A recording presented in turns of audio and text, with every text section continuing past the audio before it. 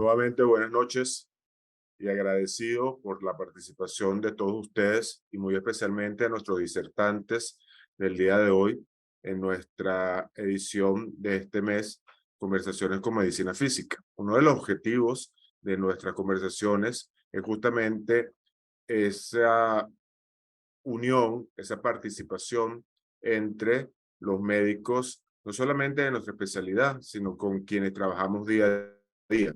Y siempre estamos buscando temas que sean importantes en el área de rehabilitación y que sean importantes también para otros colegas, como en el tema de hoy sobre rehabilitación oncológica.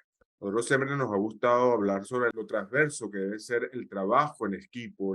Siempre hablamos del equipo multidisciplinario, pero también debe haber una transversa en ese trabajo de equipo, donde todos compartimos un criterio, donde todos tenemos una manera de unir esa multidisciplinaridad en beneficio indudablemente del paciente. Y eso es lo que buscamos en nuestros encuentros de conversaciones con medicina física, de que colegas de otras especialidades estén con nosotros planteando justamente mejorar la calidad de vida, la funcionalidad, entendiendo la misma como esa interacción biopsicosocial para la participación e integración de aquellas personas que viven con una discapacidad, sea esta permanente o sea esta temporal. Y por eso nos llama la atención o nos llamó la atención traer justamente este tema, porque siempre vemos en las enfermedades de tipo oncológica desde el punto de vista catastrófico y como si la rehabilitación no tuviera una importancia en el paciente que vive con una condición o una enfermedad oncológica. Sobre todo en el área musculoesquelética que ha cambiado, ya Luis, el doctor Condes nos estará informando y poniéndonos al día sobre los nuevos avances o sobre dónde estamos en rehabilitación oncológica y no aquella visión donde un tumor musculoesquelético pareciese que la única opción fuese la amputación de un miembro, por ejemplo, o lo catastrófico que puede ser un diagnóstico de una enfermedad musculoesquelética de tipo tumoral. Ese es uno de los objetivos en el día de hoy, justamente limpiar mucho de esas leyendas que hay alrededor de la rehabilitación oncológica y entender la rehabilitación oncológica desde lo transdisciplinario, no solamente desde lo multidisciplinario, sino esa transversalidad que debería haber en todo acto médico y, como siempre decimos, buscando la funcionalidad, la integración y la participación.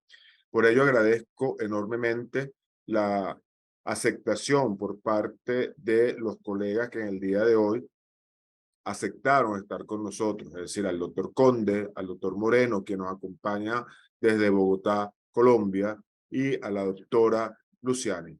Muchísimas gracias de antemano. Y para empezar nuestro webinar del día de hoy, tengo el honor de presentarles al especialista en oncología ortopédica y traumatología. Luis forma parte del equipo, de nuestro equipo de la casa que invita, el Centro Médico Docente La Trinidad, y que hemos tenido oportunidad en algún momento de compartir podio. Muchísimas gracias, doctor Conde, por participar con nosotros en el webinar de Conversando con Medicina Física en el día de hoy. El podio es Gracias a suyo. ustedes. Muchas gracias. Voy a empezar a compartir pantalla. Bienvenidos todos nuevamente. Bueno, para iniciar un poquito sobre este tema, es bastante grande, ¿no? Lo que son los diagnósticos en los tumores musculoesqueléticos. Pertenezco a la unidad de tumores musculoesqueléticos del Centro Médico Docente de la Trinidad. Sin embargo, no tengo ningún tema en específico con respecto a controversias para estas entidades. Iniciando el concepto de lo que vendría siendo sarcoma. Sarcoma viene de los términos griegos sarx, que significa tejido o carne, y oma, que significa tumor, pero realmente el término sarcoma nosotros lo vamos a especificar para los tumores malignos. Y ya esto nos acompañan desde las historias inmemorables de la vida humana. Esta imagen que ustedes ven a continuación en sus pantallas es lo representado a través de una reconstrucción de un esqueleto de un Australopithecus de hace 200 millones, perdón, 2000 millones de años, donde ya teníamos un sarcoma a nivel de columna. Eh, por lo cual esto está desde los inicios de la humanidad. Asimismo, nosotros, ¿de dónde venimos?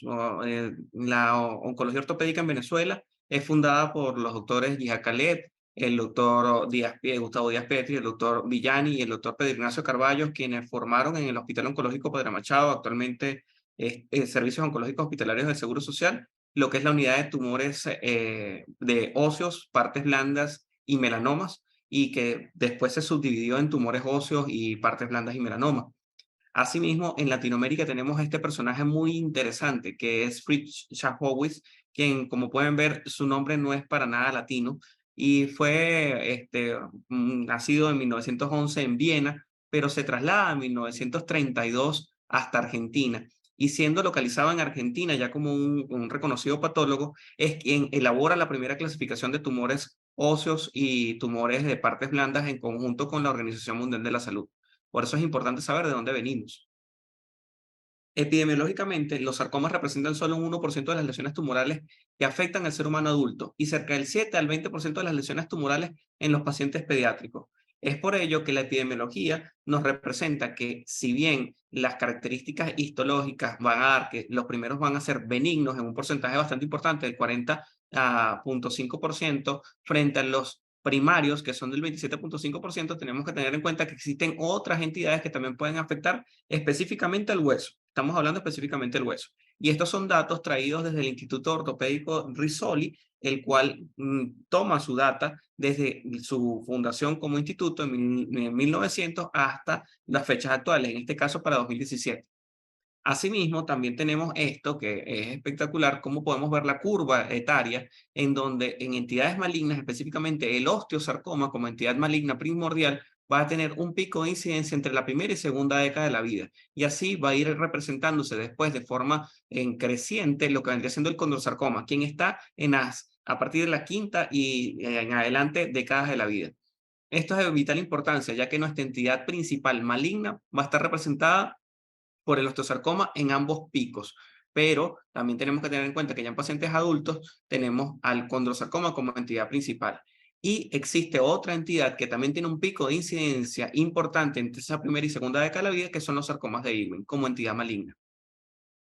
Asimismo, dividiendo entonces entre lesiones pseudotumorales, estos van a tener una especificidad entre la primera y segunda década de la vida, afectando lo que vendría siendo el extremo proximal del húmero y el extremo proximal del fémur, y siendo principalmente de origen masculino, en una relación bastante interesante. Ya cuando hablamos de tumores benignos, en la primera y segunda década de la vida tenemos incidencias importantes y estos van a estar alrededor de la rodilla y el húmero y fémur proximal. Ya en tumores malignos, propiamente dicho, donde aquí se representan los osteosarcomas, vemos cómo en esa segunda década de la vida tiene una incidencia importante afectando los huesos alrededor de la rodilla y además de esto afectando nuevamente húmero y fémur proximal. En cambio, para tumores de partes blandas es un poco más representativo lo que vendría siendo la afectación a nivel del muslo frente a otros segmentos del cuerpo para los tumores benignos, y la representación etaria también va a estar en general muy indeterminada, pero con picos importantes entre la cuarta y quinta década de la vida. Y en cuanto a los tumores malignos de partes blandas, nuevamente el muslo es quien va en localización importante, y luego de la quinta década de la vida existe entre quinta y sexta década de la vida un pico importante hacia estas lesiones malignas.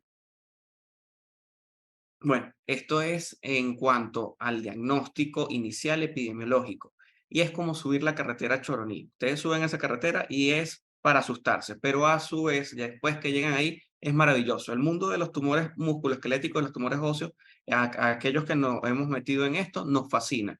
Y después nosotros vemos toda esta playa tan hermosa porque podemos hacer algo por nuestros pacientes. Y eso lo hacemos a través de un equipo multidisciplinario, un equipo transdisciplinario, un equipo que estaba conformado de forma inicial por este triángulo, conocido como Triángulo de Jaffe, por un oncólogo médico, un cirujano oncólogo o un clínico, además de un patólogo y un radiólogo. Esto, como dice el doctor Carballo, son las tres patas principales. Si una de estas patas falla, se nos cae la mesa. Y esta mesa es de vital importancia para llegar al diagnóstico definitivo.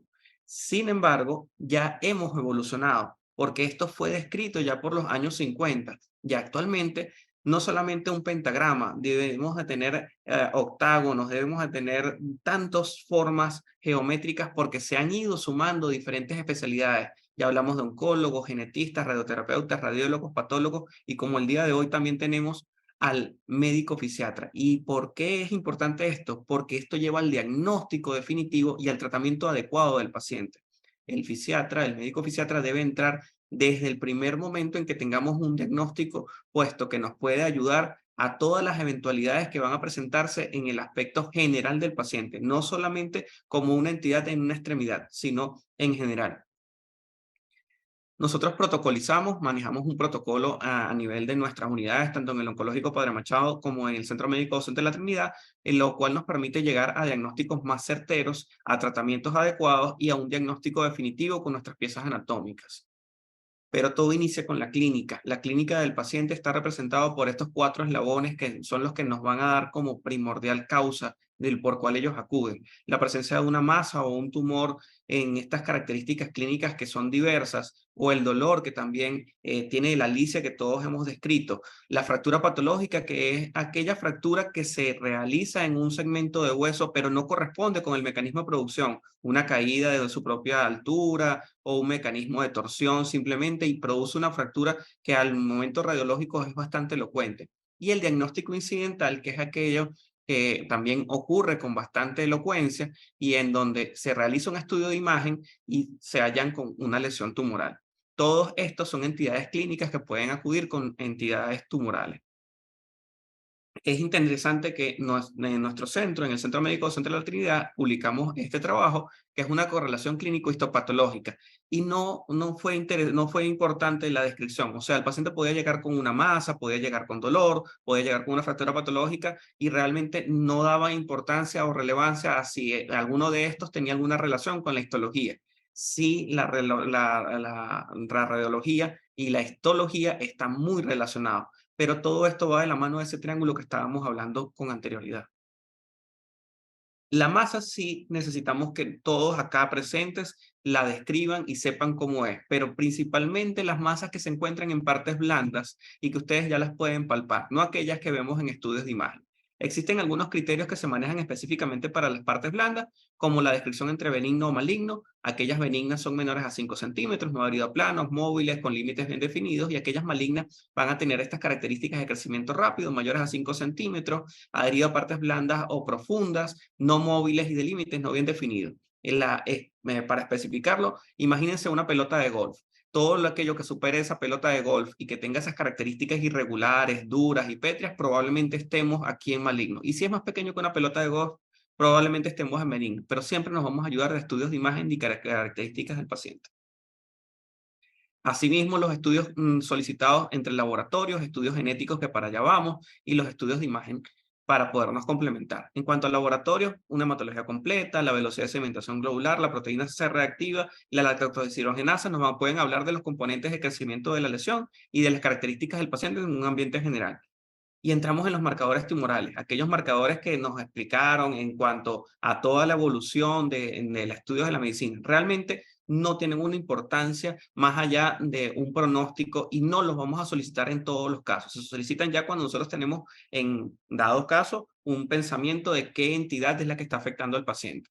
En cambio, para las lesiones óseas, la fosfatasa alcalina, el calcio y el fósforo sérico nos pueden ayudar. La proteína de Benson-Jones también solicitada en algunos de los casos. En aquellos pacientes que piensen en mieloma, la proteína de Benson-Jones nos puede servir, pero es muy interesante ya que incluso puede salir negativa en algunos casos de mieloma y realmente es de valor, para ser positiva, es de mal pronóstico. Estos son todos aquellos marcadores que nos mandaron a estudiar en medicina y que realmente necesito que escuchen bien esto, cédenselo al especialista en el área para que lo solicite. En cambio, la genética, para allá van todos nuestros estudios, todos estos son los marcadores genéticos que han sido estudiados hasta el momento y que se correlacionan con las diferentes lesiones tanto en partes blandas como también en pulmón, en mama, etcétera. Esto es nuestro futuro y las terapias que vamos a realizar también van a estar hacia allá, terapias target, dirigidas directamente a estas lesiones genéticas. Ahora sí, empapándonos. Estudios de imagen. ¿Qué estudios de imagen? Radiología, resonancia, etcétera. El más fácil que ustedes pueden aprenderse es este cuadrito, entre lo benigno y lo maligno. Todo aquello que esté en el cuerpo vertebral, esto es una vértebra, se va a pensar que es maligno hasta que se demuestre lo contrario. Algunas excepciones son los hemangiomas, el granuloma de células de Langerhans y las displasias, pero realmente la mayoría son lesiones malignas y todo lo que se encuentre posterior hasta que se demuestre lo contrario van a ser benignos. Pero esto es importante porque llegan estas cosas. Entonces, nosotros nos sorprendemos al ver imágenes así. Realmente esto es una descripción de Salsky, un quiropráctico norteamericano, quien logró hacer todo este diseño de imágenes y tiene cada una de las lesiones y las características radiológicas importantes en cuanto a las lesiones que afectan a menores de 30 años y a mayores de 30 años. Así, nosotros describimos en radiología, la radiología simple, estas lesiones. ¿Dónde ustedes pueden ver la lesión? Evidentemente está a nivel de lo que vendría siendo el tobillo, ¿cierto? Pero para nosotros como radiólogos vamos a ubicar bien la lesión. ¿En qué segmento? ¿En la epífisis? No. ¿En la metáfisis? Sí, está en la metáfisis o está en la diáfisis. Es metafiso diaficiario en este caso. Y esto nos permite también ubicar que no hablamos de tercio, no en el tercio proximal, en el tercio distal, como hablan muy coloquialmente algunos traumatólogos, sino que hablamos de anatomía básica, ya que existen elementos tumorales que afectan la epífisis, otros que afectan la metáfisis y otros que especifican específicamente la diáfisis. Así, nosotros podemos ver otras características, como cuáles, la zona de transición entre lo que se convierte en lesión y lo que es tejido normal, el patrón que va a caracterizar esta lesión, las corticales, cómo se encuentran las paredes de los huesos y los tejidos blandos, si se encuentran afectados o no, que generalmente no lo vemos en radiología. Entonces, en este caso, nuestro patrón radiológico es geográfico. ¿Por qué? Porque parece un mapa mundi y porque lo puedo delimitar muy bien siendo una zona de transición bien estrecha. Ya cuando hablamos de otras características como el apolillado o el permeativo, que se permea a través de los tejidos, son características más agresivas y que nos hablan de la malignidad probable de esta lesión. Asimismo, existen lesiones líticas que comen hueso y existen lesiones blásticas que producen hueso. Estas son la matriz de la lesión. Hay matrices mixtas donde podemos tener condiciones líticas y tener un componente así blástico. En realidad esto es una calcificación, pero es lo más representativo que les puedo traer. Nuestra reacción perióstica, nosotros vemos reacciones periósticas en una sola capa o en múltiples capas, y ya cuando vemos triángulos de Codman o sol radiante, como es en este caso, estamos pensando en entidades malignas. O igualmente, las capas de cebolla, estamos hablando de una reacción del hueso ante el periósteo, ante el crecimiento de la lesión, está reforzando para que éste no supere la barrera del hueso.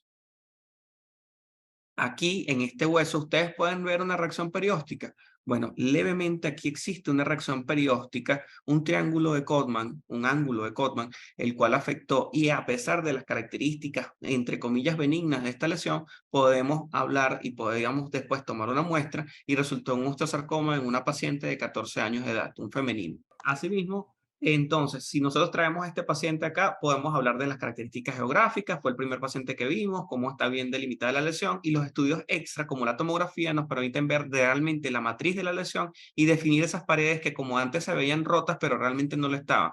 Lo que están es disminuidas, o sea, están adelgazadas por el crecimiento de esta lesión dentro del hueso, contenido todavía dentro del hueso. Además, es ideal, es súper ideal lo que es la tomografía para el estudio de la pelvis y los estudios angiográficos. Las angiotomografías también nos permiten ver muy bien las lesiones. ¿Cuántos miligramos? La resonancia magnética, la extensión de la lesión, tanto en partes blandas como dentro de la lesión. Y la ecografía ya no está incluida realmente dentro de los algoritmos de tumores musculoesqueléticos, más allá de los de partes blandas, porque no permite determinar realmente la patología. Pero existen algunos protocolos que están utilizándose para poder observar esto y no irradiar a todos nuestros pacientes. Esto realmente es la fase inicial de cualquier estudio extra o complementario que vayamos a solicitar con nuestros pacientes. Para llevar a casa, no se diagnostica aquello que no se sabe y no se piensa en aquello que se desconoce. Así que si saben que no saben, refiéranselo al que sabe. Son entidades raras que requieren manejo multidisciplinario y se solicitan estudios para clínicos, exámenes complementarios previa comunicación con un especialista a cargo para que éste pueda guiarlos en cuanto a los resultados y en cuanto a también a la especificidad de todos estos estudios. Los estudios de imagen siempre son discutidos en equipos multidisciplinarios. Muchas gracias. Nuestra bibliografía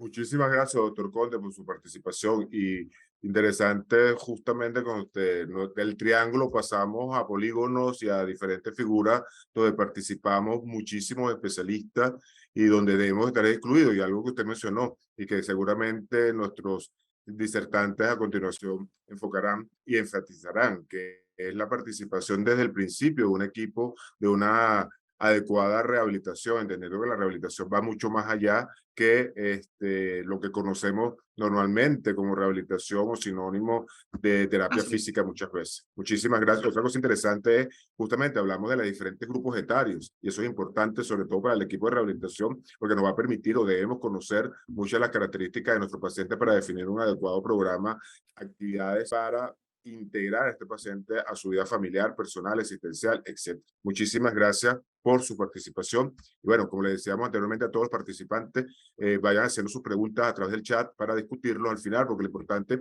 de estos encuentros es justamente las conversaciones, los consensos y los disensos que podemos tener al final de las charlas. Y ahora para mí es un honor presentar al doctor Miguel Mauricio Moreno Capacho. Miguel Mauricio Moreno, quien es médico especialista en medicina física y rehabilitación, subespecialista en rehabilitación oncológica, con competencia en liderar los procesos de atención en salud relacionados con el cuidado de soporte para el paciente con diagnóstico de cáncer mediante la identificación de riesgos, necesidades y priorización de acciones que tengan impacto en la capacidad funcional del ser humano, con habilidades en el direccionamiento estratégico del recurso humano para el logro de resultados en el corto, mediano y largo plazo. Entre las publicaciones del doctor Moreno tenemos artículos de revisión, rehabilitación del paciente con enfermedad ósea metastásica, un desafío, publicado en la Revista Colombiana de Medicina Física y Rehabilitación, colaborador en el capítulo 37 de Rehabilitación Oncológica, texto de Medicina Física y Rehabilitación, autores Fernando Ortiz, Mónica Rincón, Juan Camilo Mendoza, publicado en el año 2016.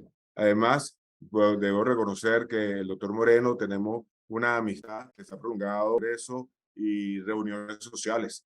De verdad para mí, Miguel Mauricio, es un placer que hayas aceptado esta invitación, estar con nosotros, aunque sea desde la virtualidad, que es lo que nos ha obligado los últimos años a encontrarnos y esperamos que nos encontremos en Cartagena, en el ANLAR que se llevará a cabo en la ciudad de Cartagena prontamente.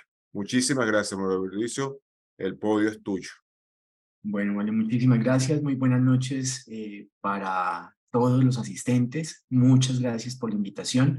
Pues la idea es compartir con ustedes, digamos, como este conocimiento que hemos tenido la oportunidad, obviamente, de construir en equipo. Y pues por eso también inicio como con el Suricato, porque pues obviamente también estamos expectantes frente a todos los desarrollos que se han tenido en este tema de lo que es la aproximación desde la parte de rehabilitación en cáncer. Y me confirman si cambió pantalla. Entonces, yo voy a hablar un poco, no voy a repetir información, realmente es más desde la parte de rehabilitación.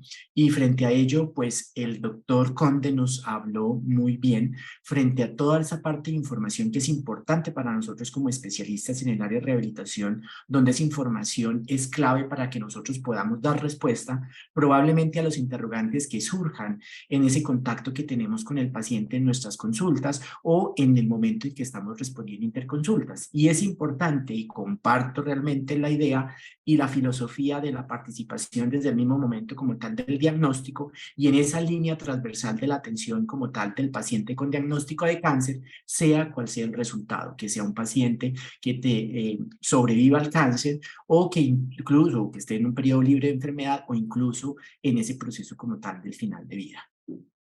En ese sentido, pues también es importante y la parte de aproximaciones en rehabilitación debe estar centrada en el paciente y no podemos desconocerlo, y el paciente es un mundo complejo donde no es solamente la patología.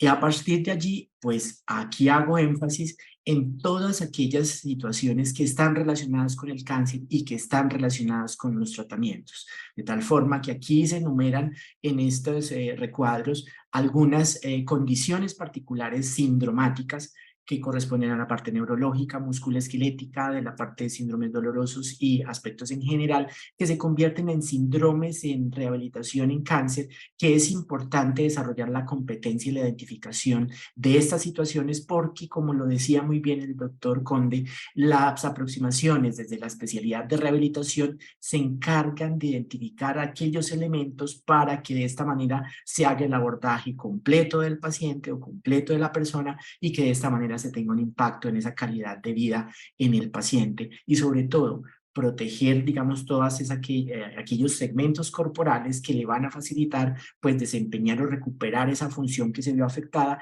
y de esta manera el lograr incluirlo en la sociedad. Algunos de los posibles eventos adversos relacionados con los tratamientos en el cáncer. Aquí hago entonces énfasis, hablábamos del cáncer, aquí hablamos ya de los tratamientos y las implicaciones que tienen estas opciones de manejo en el cáncer, en la parte de la cirugía, las capsulitis, el linfedema, disfagia, disartria, disfonía, ¿sí? Puede sonar, digamos que curioso de por qué estoy tocando temas o aspectos relacionados con los órganos fonoarticuladores, y es que el paciente no solamente recibe tratamiento quirúrgico, sino posiblemente hay casos de pacientes con tumores musculoesqueléticos que han sido expuestos a agentes de quimioterapia con tratamientos neoadyuvantes buscando citorreducción y como muy bien lo hemos aprendido, muy bien está descrito en la literatura, la quimioterapia también conlleva una serie de situaciones de afectación de sistemas que pueden afectar el funcionamiento de otros conllevando obviamente a mayor impacto en ese deterioro y baja tolerancia, digamos, del paciente o la persona frente a todas esas opciones de tratamiento como tal en el cáncer. Entonces hay unas implicaciones de la cirugía, unas implicaciones de la quimioterapia, el fenómeno como tal de cardiotoxicidad es clave, importante conocerlo, porque este es un aspecto que en algunas ocasiones probablemente a nosotros los estábamos encasillando los pacientes en síndromes de fatiga cuando realmente eran fenómenos como tal de cardiotoxicidad relacionados con los agentes de quimioterapia, y aquellos pacientes que necesitamos orientar todo un proceso como tal de rehabilitación, necesitamos saber cómo está funcionando ese corazón, esos pulmones, y sobre todo la parte de contractilidad cardíaca y también sistema de conducción eléctrica en el corazón por ese potencial cardiotóxico que tienen estos agentes, y de esta manera poder precisar aquellos aspectos de seguridad en la intervención de ese ejercicio terapéutico. La radioterapia también tiene implicaciones, sea neoadyuvante o sea coadyuvante o consolidativa después de los procedimientos quirúrgicos con ese criterio oncológico. Como lo presentaba el doctor Conde, digamos, las aproximaciones desde el punto de vista quirúrgico pues requieren un conocimiento muy bien de la parte de la imagen, de la parte de la patología y definir unos márgenes oncológicos donde puede que el resultado sea el sacrificio, digamos, o el proceso como tal de que termine en una amputación, o en otros casos son cirugías de salvamento. Más sin embargo, cualquiera de las dos opciones, sea que que se ampute o sea que se salve la extremidad, pues hay unas implicaciones en el sentido del tejido que se va a preservar, y si ha sido expuesto como tal a la radioterapia, pues es importante tener presente las implicaciones que ello tiene en un proceso como tal de rehabilitación, sobre todo frente a los cambios que se presentan en los tejidos blandos y también a nivel del hueso, y sobre todo lo que tiene que ver con piel y sistema nervioso periférico. Las posturas y las diferentes condiciones que adquiere el paciente para protegerse o para facilitar, digamos, esa recuperación de autonomía que se ha visto afectada. La parte de la terapia hormonal y la inmunoterapia, que también tiene estos aspectos, y estos, digamos, que son conocimientos complementarios que es importante, obviamente, tenerlos en cuenta como disciplina.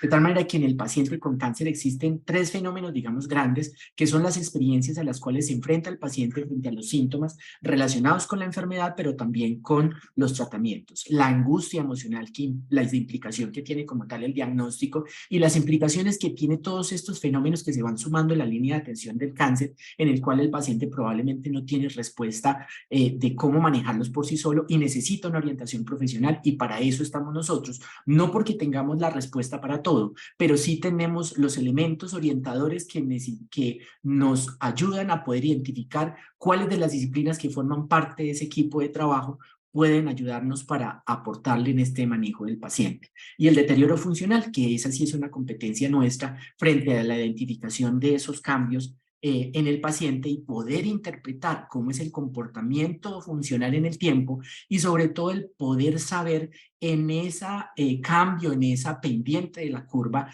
en qué momento estamos y si tenemos la posibilidad de cambiar la dirección de la misma en el sentido de una recuperación.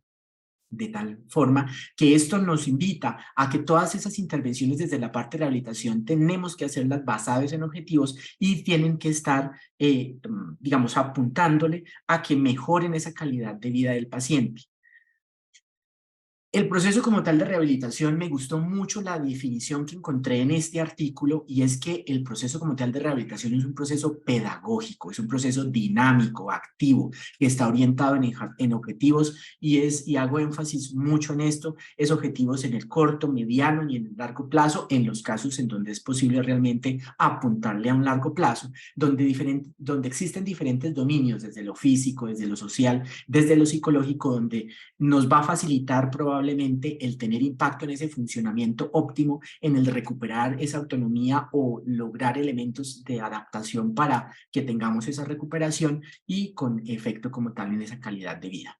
De tal manera de que, si bien lo mencionaban, de ese triángulo a ese octágono o a esa figura poliédrica que se requiere obviamente de intervención, son muchas las disciplinas que realmente se involucran en el manejo como tal del paciente con diagnóstico de cáncer, donde cada una de las disciplinas desde su conocimiento le aporta, ¿sí? Pero es importante que esa participación de esos equipos complementarios, que digamos, yo he tenido la posibilidad de ir modificando un poco el concepto, donde no se habla solamente de rehabilitación, sino de soporte oncológico en el cáncer. Realmente debe haber un líder dentro de todo este proceso, y más que el profesional en rehabilitación que tiene esa visión integradora y sobre todo de saber y como dinamizar y saber dirigir esa orquesta de participación de cada una de las disciplinas, donde cada uno de ellos realmente está identificando elementos y está aportándole al paciente y sobre todo ayudando en esa línea de atención como tal de intervenciones. Entonces, se hace énfasis de que se requiere un enfoque multidisciplinario dentro del proceso como tal de atención, y de esta manera, pues, el impacto y la participación nuestra está en todo el momento del ciclo vital, desde la primera infancia hasta el adulto mayor, y en la línea de atención como tal de atención en cáncer, desde el diagnóstico hasta el final de la vida, donde existen diferentes enfoques. Y estos enfoques han sido propuestos y han sido interpretados y se mantienen desde 1975-78, donde hay un enfoque preventivo, un enfoque restaurador o de soporte, o un enfoque paliativo, donde, si bien inicialmente pues nos han concebido de que tenemos que aparecer cuando ya está el problema, pues no, resulta que nosotros tenemos posibilidad de intervención antes, o sea, desde el mismo momento como tal del diagnóstico, de tal manera que tenemos la posibilidad de tener acciones preventivas desde el punto de vista de promoción y prevención secundaria, terciaria y cuaternaria en salud, donde, de acuerdo a ese conocimiento que tenemos frente a los efectos no solamente de la patología, sino también de los tratamientos en el cáncer, podemos instaurar medidas orientadoras y de educación al paciente y al equipo de salud para modular el impacto que tiene esta situación, sobre todo en ese proceso de cambios funcionales en el paciente. Entonces, la parte de prehabilitación es preventiva de fenómenos de discapacidad o reguladora de la misma. Restauradora es donde se tiene la posibilidad, como digo, de dar vuelta de hoja, de recuperar ese estado funcional previo. No en todos los casos se presenta, pero sí en la mayoría podemos tener este tipo de resultados. En la parte de soporte, casi que es la mayor parte de los casos en tumores musculoesqueléticos, porque tenemos que buscar alternativas de adaptación, no solamente de tareas, sino también de uso de tecnología en rehabilitación para facilitarle al paciente el recuperar esas habilidades que se han visto afectadas consecuencia de. Y la parte de paliación no solamente es el contexto del paciente que está confinado en el lecho, no. Realmente tenemos casos de pacientes donde, si bien la intención del tratamiento oncológica es paliativa, tenemos la posibilidad de hacer aproximaciones desde la parte de rehabilitación moduladoras de los síntomas para facilitarle al paciente el que logre, pues obviamente, nuevamente recuperar esa independencia que se pudo ver afectada, y sobre todo en el que tenga una percepción de que tiene unas condiciones que le van a facilitar el desarrollar X o Y actividad en su día a día. Ahí es importante la parte paliativa, no solamente al paciente, sino también al cuidador. En la parte de rehabilitación, pues ¿por qué hacer rehabilitación o por qué hacer intervenciones? ¿Cuándo? ¿Quién? ¿Qué? ¿Y cómo evaluar? Entonces, realmente, ¿por qué nosotros debemos participar? Pues uno, porque tenemos impacto en la calidad de vida en el cuidado de la salud, porque es importante y participamos también en esa comunicación hacia el paciente y al clínico, donde también ayudamos a direccionar sobre todo por la identificación pronta o temprana, perdón, de las necesidades que tienen los pacientes, ¿sí? Cuando realmente nosotros debemos participar tan temprano como sea posible, de tal manera de que hagamos toda esa participación desde el momento como tal del diagnóstico. Todos los pacientes con cáncer se deberían beneficiar, ¿sí? Pero haciendo énfasis en los pacientes como tal con tumores musculoesqueléticos, realmente nosotros ojalá tuviéramos la oportunidad de participar de manera temprana en todos los casos para poder participar no solamente en el conocimiento, la toma de decisiones para saber nosotros como equipo cómo tenemos que prepararnos para poderle prestarle la mejor atención a los pacientes, sino también cuáles son los recursos con los cuales debemos contar, tanto de tecnología como de recurso humano, ¿sí? Para facilitarle también a las personas el poder tener las herramientas suficientes que le permitan obviamente transitar en ese camino. Diferentes aspectos son los que se deben tener en cuenta, aspectos físicos, sociales, psicológicos, aquellas barreras que son percibidas tanto en la parte del cuidado, y también es importante saber qué elementos ocasionan satisfacción o producen satisfacción. Debemos conocer también el lenguaje técnico que emplean nuestros colegas que digamos que recrean y que planifican todo un proceso como tal de intervención quirúrgica, y que es una labor de ingeniería impresionante, pero nosotros también tenemos herramientas de evaluación que nos permitan evaluar realmente las condiciones basales, y estas herramientas de clinimetría pues deben tener una validez, una confiabilidad, una sensibilidad y especificidad con un valor predictivo que nos permitan realmente conocer las condiciones basales, pero también tener la posibilidad de hacer medición como tal en el comportamiento en el tiempo para medir el impacto que tenemos en nuestros pacientes. De tal manera que tenemos que evaluar también, debemos tener conocimiento en aspectos desde el punto de vista radiológico y evaluación también de la parte postural en el paciente, anteroposterior, lateral y posteroanterior, y sobre todo el tener presente todos esos esquemas internos que no son visibles al ojo, pero que son invisibles en nuestro imaginario a partir del conocimiento que tenemos, la relación que existe con el sistema circulatorio, con el sistema nervioso y obviamente también con el sistema linfático, sobre todo por las implicaciones que ello tiene frente a las diferentes categorías sindromáticas que tenemos en la parte de rehabilitación en cáncer y poder direccionar los planes de manejo. De tal manera que la parte de rehabilitación también requiere la participación activa del paciente, porque nosotros también nos encargamos de explicarle al paciente qué es lo que está ocurriendo y cuáles son los alcances como tal de un proceso como tal de rehabilitación, y en muchas ocasiones nosotros tenemos que aterrizar al paciente a la realidad de acuerdo al comportamiento clínico de la enfermedad, pero también a las implicaciones que tienen los procedimientos quirúrgicos y los resultados que de allí se obtienen.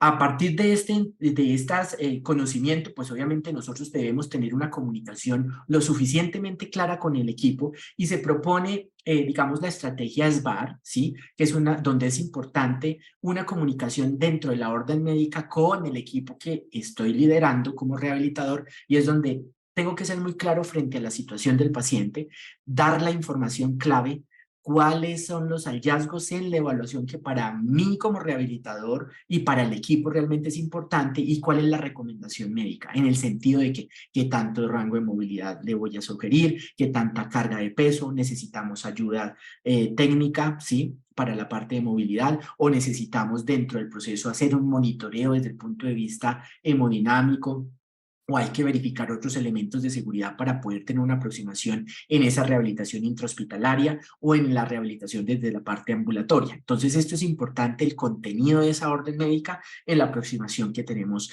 hacia el equipo para que realmente lo hagamos de la mejor manera.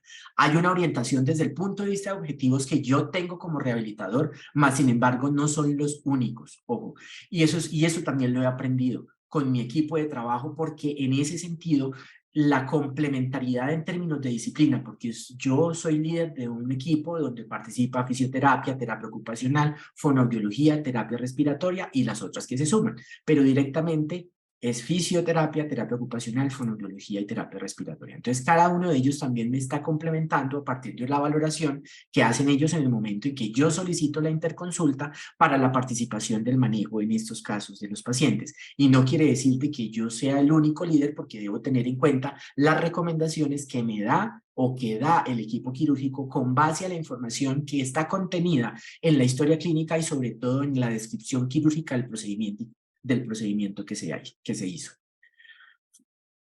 Y entonces en esta estrategia, pues me tomé el atrevimiento de mostrar algunas imágenes, pues realmente son poquiticas, pero por ejemplo vimos, este es un caso hace un tiempo, es una paciente con una amputación transhumeral de su miembro superior izquierdo, no es su extremidad dominante, pero de todas maneras llama la atención la técnica de vendaje. Esta no es un vendaje hecho por nadie del equipo de rehabilitación, nos llegó a la consulta así, obviamente le retiramos el vendaje y pues este es el resultado como tal de una mala técnica y obviamente alcanzamos a identificar, digamos que hay una deformidad del muñón, hay un edema distal, pero también hay un efecto de presión y consecuencia, digamos, de los mecanismos de sujeción que se han empleado para, pues, mantener, digamos, como el vendaje, que de alguna manera este tipo de vendaje lo que le da al paciente es tranquilidad, tal vez, y pues el hecho de que no se vea la herida. Realmente la orientación que se da pues en una técnica de vendaje que ayuda a moldear el muñón porque ayuda a controlar el edema, ayuda a controlar también como tal el fenómeno como tal del dolor, la sensación de miembro fantasma y obviamente todo ese proceso de educación que se da, digamos, no solo al paciente, sino al cuidador que al final va a ser quien va a recibir orientación en lograr el moldeamiento del muñón que va a facilitar más adelante junto con las otras estrategias. No solamente es el moldeamiento del muñón, sino también los rangos de movilidad articular a nivel de la cintura escapular y el fortalecimiento de los músculos que le van a facilitar al paciente más adelante el poder manejar la prótesis de ese miembro superior, ¿cierto? Pero recordemos que la prótesis se va a manejar es con la extremidad contralateral, no con la extremidad que fue amputada, ¿listo? O con el segmento, perdón, que se conserva como muñón. Este es otro caso de una paciente, aquí es para demostrar, digamos, que si bien el doctor nos mencionaba que es mayor el volumen de casos de pacientes masculinos, pues nosotros vemos también lo que más, la menor frecuencia igualmente también la vemos, ¿sí? Digamos que los casos que se salen entonces este es el caso también en una mujer, es médico, en este caso fue una resección proximal y del húmero, y pues obviamente aquí se hizo la resección proximal en ese segmento y pues obviamente quedó con una extremidad balante y también hubo lesión del plejo y pues aquí fue la formulación de un sistema de posicionamiento básicamente. Ella tenía algo de movilidad distal en la extremidad superior del lado izquierdo, pues obviamente por su oficio pues no pudo volver a desempeñarse formalmente como médico para asistir a la parte de pacientes, pero sí cumplía funciones desde la parte administrativa. Pero bueno, digamos que finalmente hubo otras situaciones o hay otras situaciones que se suman y que hay, digamos, de trasfondo que no son visibles realmente y que son importantes obviamente considerar en el momento que tenemos la aproximación en los pacientes. De esta manera, pues nosotros no solamente nos enfocamos en el paciente, sino también debemos pensar en esa red de apoyo, hablando de familia, el ambiente y cómo son las características del acceso a los servicios de salud, sobre todo frente al conocimiento que debemos tener de nuestros modelos de atención en salud, de acuerdo, digamos, al lugar donde vivimos, ¿sí? Entonces es importante conocer esto. Y frente a ello, pues es importante, y la literatura obviamente lo menciona, realmente como rehabilitadores y como especialidad de rehabilitación o como disciplina, somos y debemos ser, formar parte de esos componentes claves para que realmente sea exitoso unas intervenciones y sobre todo pensando en que el paciente va a sobrevivir, pero debe sobrevivir con unos elementos que le permitan ser funcional y realmente activo dentro de la sociedad. Entonces, donde la rehabilitación es un componente esencial, donde es importante tener claridad cuáles son las necesidades del paciente, pero más que el llenarse de un rompecabezas es el poder seleccionar cuáles de las necesidades que tiene el paciente pueden ser susceptibles de manejo como especialidad o puedo liderar la intervención de otras disciplinas para la satisfacción de las mismas, donde es importante obviamente el equipo interdisciplinario, una intervención comprensiva con base a las características del paciente y donde es importante y clave la implementación de diferentes servicios dentro de las instituciones o dentro de los modelos de atención en salud para que realmente esto tenga un impacto en el futuro de los pacientes. Dentro de esa atención intrahospitalaria ambulatoria, entonces son muchos los elementos que se suman, donde hay aspectos donde son competencias de la parte de rehabilitación, pero también nosotros tenemos la competencia y la obligación, tal vez, de capacitar al personal de salud con el que interactuamos, y en este caso la parte de enfermería es importante, donde este grupo de profesionales y este equipo, perdón, realmente nos ayudan a poder identificar aspectos relacionados con cognición, con órganos de los sentidos, la parte de seguridad de la alimentación, los signos vitales, la parte de autocuidado. Entonces aquí se enumeran varios elementos que es importante tener presente y donde es importante tener como una especie de lista de chequeo sobre aspectos que son susceptibles obviamente de intervención y categorizar el riesgo y con base a eso el poder estructurar planes de atención desde la parte intrahospitalaria y también ambulatoria. El escenario intrahospitalario también tenemos que revisar cuáles son las condiciones y en esto también nos ayuda el personal de enfermería, cómo está la iluminación, la accesibilidad, la seguridad de la cama, el confort del colchón, las ayudas técnicas que probablemente necesita el paciente para aspectos de movilidad, qué estrategias de llamado se tienen habilitadas dentro de la unidad obviamente donde se está atendiendo, las condiciones del baño, las ayudas técnicas para equipos adicionales y o la necesidad probablemente de sistemas de comunicación alternativa.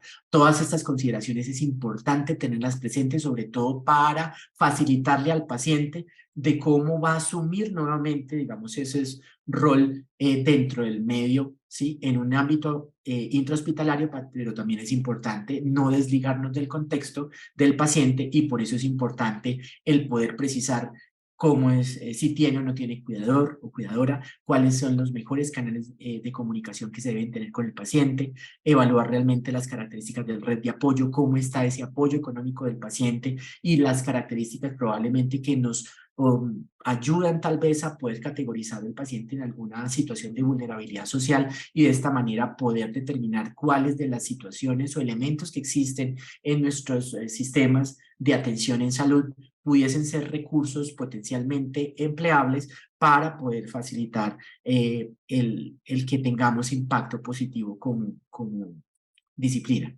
Dentro del acceso a los servicios de salud, la orientación también a los pacientes de cómo se llega a nuestros servicios o a servicios obviamente complementarios para que realmente esas intervenciones se den de una manera oportuna en los pacientes. Y de esta manera, pues obviamente ya, digamos, finalizo mi intervención y hago énfasis sobre todo que dentro de la aproximación desde el paciente con cáncer se requiere un conocimiento de la patología, del tratamiento, de los efectos secundarios para poder saber cuáles son los diagnósticos sindromáticos en la parte de rehabilitación y de esta manera poder identificar las necesidades que se van sumando y que voy a intervenir de acuerdo a los cambios funcionales que se van presentando en esa línea de atención del paciente. Muchísimas gracias.